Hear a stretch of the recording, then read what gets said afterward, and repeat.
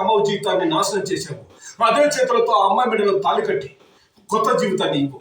ఇదే ఈ గ్రామ పెద్దగా పాపారాయుడు తీర్పు. పాపారాయుడు, నీ తీర్పు మార్చు.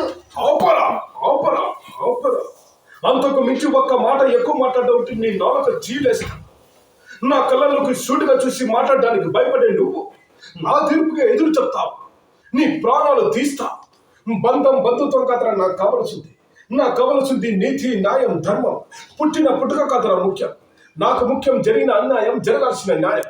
రాయ్, ఇవ్వరా తాళి, కట్టరా వెళ్ళి. చూడమ్మా, నీకు ఆ ఇంట్లో ఏది జరిగినా ఈ పాపారాయుడు ఉన్నాడన్న సంగతి మర్చిపోకు.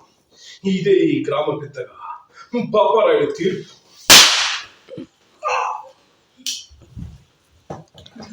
ఆగండి రాయుడు, వద్దు. నా చెల్లెలి పసుపు కుంకాలు తూడు చేయద్దు. ఆగండి, ఎవడు వాడిని తాకడానికి వీల్లేదు. వాడిని ఇంటిని ఈ రోజు నుంచి 18 ఏళ్ల పాటు విలేస్తున్నాను.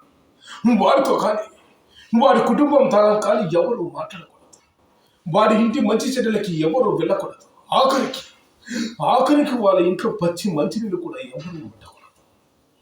ఇది ఎవరు ధిక్రమించినా వారికి ఇదే శిక్ష వర్తిస్తుంది. ఇదే ఈ గ్రామ పెద్దగా పాపారాయుడి తీర్పు. రాయుడు, ఈ రోజు నుంచి నా బాధ్యత నీకు అప్పగిస్తున్నాను. తోడబుట్టిన తమ్ముడైనా, జీవితం పంచుకున్న భార్య అయినా, తీర్పు చెప్పేవాని దృష్టిలో అందరూ ఒక్కటే.